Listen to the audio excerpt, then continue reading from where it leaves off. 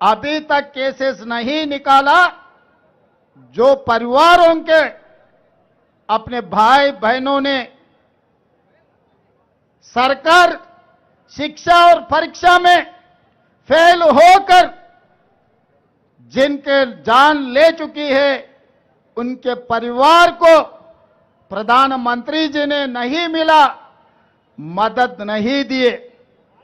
इसीलिए मैं आप लोगों के तरफ से राहुल जी और खड़गे जी संसद में जितने इलेक्टेड रिप्रेजेंटेटिव्स है, तेलंगाना राज्य से मैं ये गुजारिश करूंगा कि आप लोग आवाज उठाओ। सोमवार के दिन जितने भी केसेस लगाए पूरा केसेस हटाना। जितने बच्चे शहीद हुए उनके परिवार को केंद्र सरकार से मदद मिलना।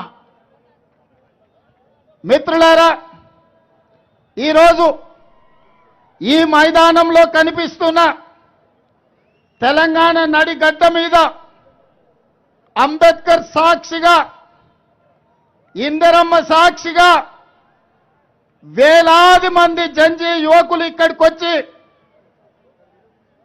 వేదిక మీద ఉన్న ఈ జంజీ యువకులు గాని, ఇక్కడున్న సోదరి మనులు గాని, ఇక్కడికి తరలి వచ్చిన వేలాది మంది వీళ్ళెవరు కూడా కాంగ్రెస్ పార్టీ కార్యకర్తలు కాదు, కాంగ్రెస్ పార్టీ నాయకులు కాదు.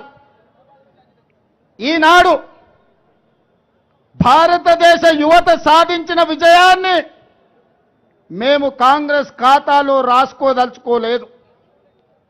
ఈనాడు ప్రధానమంత్రి మెడలు వంచి ధర్మేంద్ర ప్రధాన్ రాజీనామా చేయించింది ఈ జంజీ యువకులు. మీ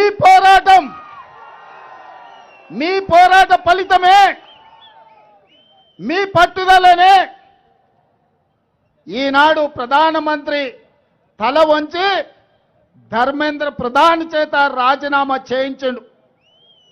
మీ పోరాటానికి, మీ గళానికి రాజకీయ పార్టీలు మద్దతు పలికినాయి తప్ప ఈ పోరాటం మీది, ఈ విజయం మీది. ఈనాడు ఈ సమావేశం కూడా, ఈనాడు ఈ నిరసన కార్యక్రమం కూడా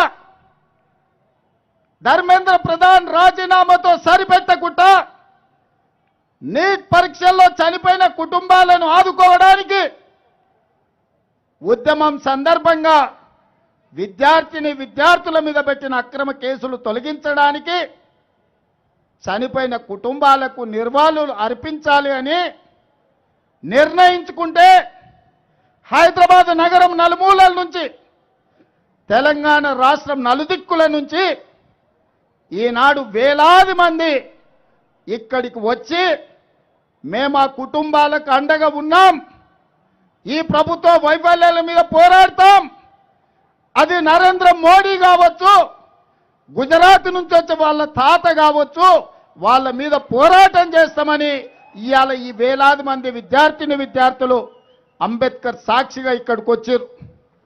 వాళ్ళకొక్కటే తెలుసు, ఈ దేశం వాళ్ళది, రాబోయే దేశ భవిష్యత్తే ఈ యువతరం భవిష్యత్తు.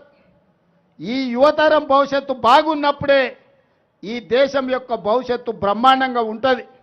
అందుకే ఈనాడు మీ పోరాటానికి పార్టీలకు అతీతంగా ప్రజాస్వామిక వాదులందరూ ఎక్కడున్నా దిక్కులు పిక్కటిల్లేలా మీకు మద్దతు ప్రకటించారు. అందుకే కేంద్ర ప్రభుత్వం దిగొచ్చి ఈనాడు మీకు అండగా నిలబడ్డది.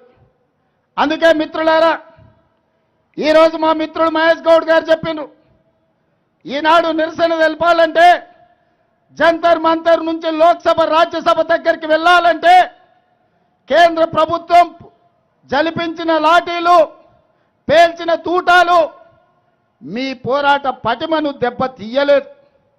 కానీ ఈనాడు మా మిత్రుడు మహేష్ గౌడ్ గారు ఒక సూచన చేసిండ్రు. రాజీవ్ గాంధీ గారు రాజ్యాంగ సవరణ ద్వారా, 61వ రాజ్యాంగ సవరణ ద్వారా అప్పటి వరకు ఓటు హక్కు 21 సంవత్సరాలు ఉండే. కానీ రాజీవ్ గాంధీ గారు ప్రపంచ దేశాలను గమనించి 21